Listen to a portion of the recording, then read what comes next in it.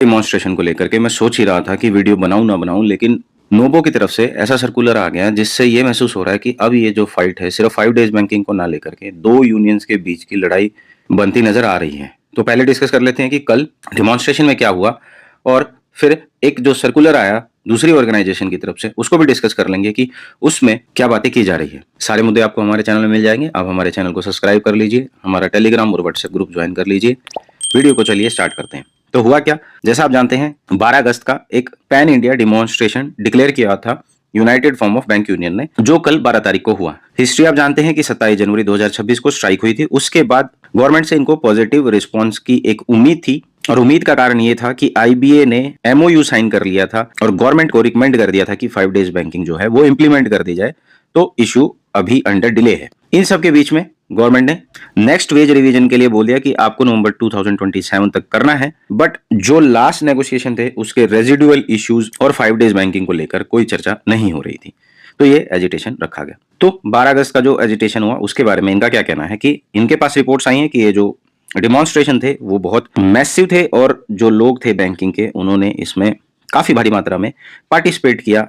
इसकी वजह से जो ये यूएफबीयू है, United form of bank union, ये जल्द ही मिलेंगे और आगे का डिसाइड करेंगे कि प्रोग्राम ऑफ एक्शन क्या होगा, इंक्लूडिंग स्ट्राइक। एकदम से स्ट्राइक की भी बातें यहां पे आनी स्टार्ट हो गई। लेकिन इस सर्कुलर के बाद एक सर्कुलर और आया जो national organisation of bank workers और national organisation of bank officer की तरफ से एक सर्कुलर सीरीज जारी करी गई, जिसकी तारीख 13 है, यानी नेक्स्ट डे एक सर्कुलर आया जिसमें इन्होंने पूरी जो हिस्ट्री आप ऑलरेडी मेरे चैनल पे देख चुके हो वही सारी बातें इन्होंने बताई कि इनका कुछ डिस्प्यूट चल रहा है और इनको जो है व्हाट्सएप ग्रुप से निकाल दिया गया था, और सारा जो इशू है इस वजह से इन दो एसोसिएशंस के बीच में हो गया था, मतलब फोरम के बीच में और इन दो यूनियंस के बीच में हो गया था। इन्होंने क्या कहा कि ये जो एक्ट है यूएफबीयू का, ये फायर फाइटिंग है जो आप ये लोग 12 तारीख को कर रहे हो। ये क्या है, बेसिकली ये रिस्पॉन्स है, क्योंकि इन्होंने भी 5 डेज बैंकिंग के ऊपर जो है अपना एक एजिटेशन अनाउंस किया था जिसकी तारीख 17 अगस्त थी। और 17 अगस्त को जो इनकी डिमांड्स हैं वो क्या बोल रहे थे बेसिकली कि हम 5 डेज बैंकिंग, पेंशन अपडेशन और इंश्योरेंस प्रीमियम फॉर रिटायरीज के लिए जो पूरा का पूरा इशू हाईलाइट करने जा रहे हैं, उसके रिस्पांस में एक फायर फाइटिंग एक्ट था ये United form of bank union की तरफ से। और जो एक मेजोरिटी माइनॉरिटी यूनियन का इशू चल रहा है उसका भी एक कहीं ना कहीं रिस्पांस था कि इन्होंने 12 अगस्त को एजिटेशन अनाउंस कर दिया नोबो की डेमोन्स्ट्रेशन डेट से पहले। तो ऐसा ये इस सर्कुलर में बोल रहे हैं, और फिर ये सारी की सारी बातें बताई गई हैं जो आपको मेजोरिटी माइनॉरिटी यूनियन के बारे में बताई जा रही हैं। इंपॉर्टेंट पॉइंट में बता देता हूं आपको कि इनका ये कहना है कि जो 5 डेज बैंकिंग है और जो पेंशन अपडेशन है वो ये करंट यूनियन यानी जो नोबो है ये इसको इंप्लीमेंट करवाएंगे, और फिर जो दूसरी यूनियन है वो इसमें कहीं ना कहीं उसका क्रेडिट ले लेगी। इस वजह से ये सारी चीजें हो रही हैं, ऐसा इस सर्कुलर में बोला जा रहा है यूएफबीयू के अगेंस्ट।